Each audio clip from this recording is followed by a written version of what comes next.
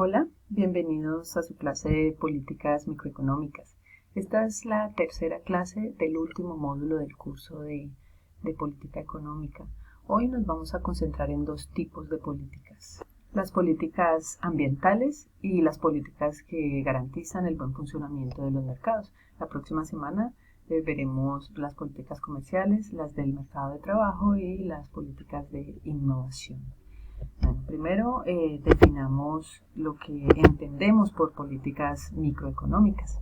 Estas, a diferencia de la política monetaria y fiscal, son esencialmente políticas por el lado de la oferta, ¿sí? Entonces, tienen objetivos como el de garantizar que los mercados existan y que funcionen bien, ¿sí? Un ejemplo de mercado inexistente o incompleto es el de seguros en el sector agrícola, por ejemplo, o los mercados de crédito estudiantiles, que son incompletos. Entonces, todos estos llamamos políticas microeconómicas. Corregir las ineficiencias de mercado, ¿sí? Por ejemplo, todas las políticas ambientales están orientadas a corregir las externalidades negativas que se pueden generar en los procesos de producción o de consumo. Y otro objetivo es el de garantizar la distribución equitativa de la riqueza a partir de intervenciones en el mercado laboral, de acceso a la innovación por parte de las empresas, sin importar el tamaño, y como ya dijimos, de completar los mercados. Pero, ¿cómo debe intervenir el Estado para garantizar ese buen funcionamiento de los mercados? En los bullets ustedes ven 4 tareas en las que todos los economistas prácticamente estamos de acuerdo, no importa la ideología, no importa si somos de orientación neoclásica o keynesiana, o incluso la ideología política. Estos son como acuerdos generales, incluso son las tareas que ustedes encontrarían en los escritos de Smith acerca de a qué se debe dedicar principalmente el Estado, ¿no? Entonces, una de las tareas es la asignación de los derechos de propiedad, ¿sí? Por mucho que un analista crea que el Estado debe ser muy pequeño e intervenga lo menos posible, esta tarea se reconoce que es fundamentalmente del Estado o que es exclusivamente del Estado, y es la asignación de los derechos de propiedad. Lo otro es la protección contra la violencia del robo. En una sociedad ideal, el Estado debería tener el monopolio de las armas. Desafortunadamente, pues en Colombia esa no es nuestra experiencia, y pues hay grupos armados ilegales de ambos extremos ideológicos que hace que no se cumpla pues ese ideal de monopolio estatal de las armas. Lo otro es hacer valer los derechos que están en la Constitución política, y proteger la protección internacional, la defensa. Estas son las tareas que el Estado debe cumplir sí o sí, y con las que todos estaríamos de acuerdo. Empecemos pues entonces con el primer grupo de políticas microeconómicas de las que nos vamos a ocupar hoy, que son las que se relacionan con el funcionamiento de los mercados. Este es un recorderis de algo que ustedes ya vieron en micro, y es los distintos tipos de eficiencia que podemos analizar. Una es la eficiencia asignativa. Y recuerden que la eficiencia asignativa se cumple cuando el bienestar marginal social es igual al costo marginal social. Esto podría no ser siempre el caso cuando el beneficio marginal social privado difiere del beneficio marginal social, o cuando el costo marginal privado difiere del costo marginal social. Esto es a lo que nos referimos con la eficiencia asignativa. La eficiencia técnica, por su parte, es aquella que se cumple cuando las firmas están produciendo en el mínimo de la menor curva de costos medios posible de alcanzar con la tecnología que está disponible para las empresas. Recuerden que bajo competencia perfecta, tanto la eficiencia asignativa como la técnica se cumplen, ¿no? En cuanto a la eficiencia dinámica, hay diferentes posiciones respecto a si se cumple o no en competencia perfecta, o si mercados monopólicos son ambientes más apropiados para la eficiencia dinámica. Digamos que la teoría tradicional, la convencional, ortodoxa, dice que la eficiencia dinámica solo se cumple parcialmente en competencia perfecta, que las firmas se adaptan a las nuevas tecnologías, sí, pero como el mercado competitivo no permite los beneficios monopólicos, entonces la innovación pues tiene menos recursos con que financiarse. Entonces es como si los ortodoxos pensaran que el monopolio es una condición necesaria. Aquí los heterodoxos difieren en este punto y hay trabajos, por ejemplo, de Baldwin y Levine y otros economistas que han mostrado y han explicado tanto empírica como intuitivamente, bueno, dando ejemplos empíricos de cómo el monopolio no es necesario para la eficiencia dinámica, que también incluso en competencia perfecta las empresas pueden recuperar los altos costos de la innovación y que por el contrario, cuando el conocimiento y la innovación fluyen en la sociedad, pues entonces la innovación se incrementa más, porque el conocimiento precisamente está fluyendo y no se concentra solamente en unos pocos. Entonces estas son las dos posiciones. Avancemos pues con el tema de la eficiencia y tengamos en mente los tres tipos de eficiencia: la asignativa, la técnica y la dinámica. Este es el esquema conocido por ustedes de monopolio. El equilibrio se da cuando el ingreso marginal es igual al costo marginal y el precio donde se toca la curva de demanda. La eficiencia, más bien la ineficiencia asignativa, está representada por el área EBC, porque recuerden que la eficiencia asignativa se cumple cuando el costo marginal social es igual al beneficio marginal social, es decir, a la demanda. Entonces toda esta área corresponde a la ineficiencia asignativa. En cuanto a la eficiencia técnica, tenemos que se puede presentar una pérdida debido a que como no hay competencia, entonces no hay incentivo por parte de la empresa para producir al mínimo costo posible, porque de todas maneras puede alcanzar beneficios extraordinarios de monopolio.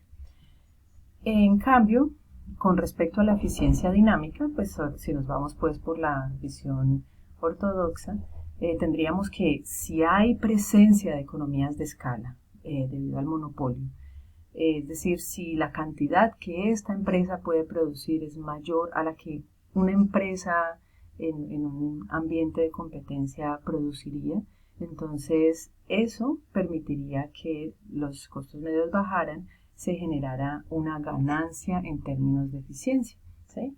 Entonces tendríamos que mirar qué tan significativas son las pérdidas de eficiencia asignativa y técnica y compararla con la ganancia en eficiencia dinámica.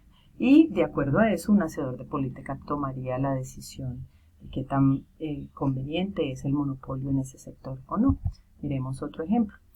Supongan dos empresas que cada una produce Q1, ¿sí? Entonces, pues en competencia, la producción total sería Q1 mayúscula, ¿sí? Si el mercado se monopoliza, entonces supongan que ya el equilibrio es no en E1, sino en E2. Fíjense que aunque la producción total es menor, sería en Q2 mayúscula, lo que cada empresa produce aquí en el monopolio, pues lo que la empresa monopólica produce es mayor que lo que cada empresa producía en competencia. Vemos entonces que hay presencia de economías de escala. Los costos medios, de hecho, pasan de F a K. ¿Sí? Entonces vamos a hacer el análisis de bienestar. ¿Qué pasó entonces con este cambio? El consumidor pierde, hay una reducción de su excedente. Antes su excedente estaba dado por el área que estoy marcando con el cursor. Y después con el monopolio su excedente pasa a ser esta área más pequeña. Entonces la pérdida son las áreas 1 y 2. En cuanto a la firma obtiene con el monopolio beneficios extraordinarios que están dados por las áreas 1 y 3. Por tanto, el beneficio social, bueno, esto es obviamente un análisis de equilibrio parcial, es la diferencia entre 3 menos 2. Todo esto habría que tenerlo en cuenta a la hora de regular. Continuemos. esto fue lo que ya vimos, lo que ya les expliqué acerca de la otra visión, la visión heterodoxa acerca de las supuestas ganancias en eficiencia dinámica que genera el monopolio, cuando en realidad en mercados de competencia es posible también obtener la eficiencia dinámica. Y bueno, Baldwin y Levine tienen ese paper, pero no es el único, los pueden buscar otros, es un tema bien interesante. Bueno, todo esto es lo que ya vimos. Entonces, ¿cómo se debe intervenir? ¿Cómo debe el Estado intervenir? Pues una de las primeras cosas que tiene que hacer es prevenir la competencia desleal, ¿sí? Es una práctica antiética y pues también no legal, pero común, que algunas empresas actúen reduciendo precios para expulsar competidores, y eso pues es malo para el consumidor porque va a tener después que asumir precios más altos de un monopolio, ¿sí? Entonces eso se tiene que prevenir, la competencia desleal, evitar aumentos de precios excesivos, regular las fusiones, evitar los carteles, que tenemos muchos ejemplos de carteles recientes y hemos hablado de ellos en clase. Y esa es pues como la tarea del Estado. Aquí en Colombia, por ejemplo, es la Superintendencia de Industria y Comercio la encargada de este tipo de políticas. ¿Cómo regular las fusiones? Este es el ejemplo que pone para responder esta pregunta Cuadrado en el capítulo que ustedes deben leer para esta y la siguiente clase, ¿sí? El capítulo sobre políticas microeconómicas. Entonces, la cuestión es esta. Se puede calcular para el sector en cuestión un índice de concentración, cualquiera, por ejemplo el de Herfindahl y Hirschman, y si ese índice de concentración es bajo, bueno, se puede autorizar la fusión. Si no lo es, todavía podría chequearse otro par de cuestiones, por ejemplo, que exista competencia imperfecta y que no haya barreras de entrada, porque si eso se cumple, pues todavía las fusiones se podrían autorizar, ¿no? Pero si ahí también hay duda, se podría hacer un chequeo adicional, y ese chequeo es si existen economías de escala y grandes ganancias en eficiencia dinámica. Porque si es así, entonces es posible que aunque no se hayan cumplido estos dos filtros anteriores, valga la pena autorizar la fusión, pero eso sí, regulando los precios, ¿sí? Entonces ahí habría de todas maneras intervención estatal. En cambio, si ya no cumple este filtro, entonces definitivamente no hay que autorizar la fusión y se deben fragmentar las empresas. Ustedes en la Superintendencia de Industria y Comercio pueden chequear, porque eso es libre, todas las autorizaciones, las peticiones de fusiones, los casos, las demandas, todo eso está online en la Superintendencia de Industria y Comercio, disponible pues para el público. Bueno, entonces la cuestión aquí sería entonces, bueno, ¿cómo fijar el precio máximo cuando se decide que como hay economías de escala es adecuado autorizar la fusión, ¿sí? Entonces, pues bueno, ahí tenemos varias opciones. Una sería pues en C para evitar la ineficiencia asignativa, pero ahí el problema es que el costo medio está por encima de este nivel. Entonces, bueno, ¿qué se puede hacer? Pensamos, listo, ¿no? Pues entonces que sea en el punto G. Ahí el problema en el punto G es que, como ustedes ven, no se anula del todo la eficiencia asignativa, y además garantizar ese precio puede generar ineficiencia técnica. Si de todas maneras se pueden obtener los beneficios extraordinarios, cobrar por encima de ese nivel, entonces no va a haber incentivos para controlar los costes, ¿sí?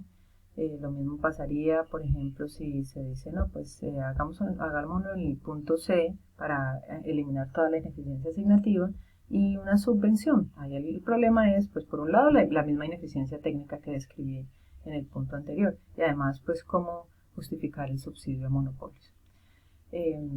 Otra cuestión podría ser, pues bajo ciertos escenarios, nacionalizar, pero eso solamente si es conveniente para la sociedad en general. Vamos a ver ahora las políticas microeconómicas ambientales, pero entonces será en el segundo video.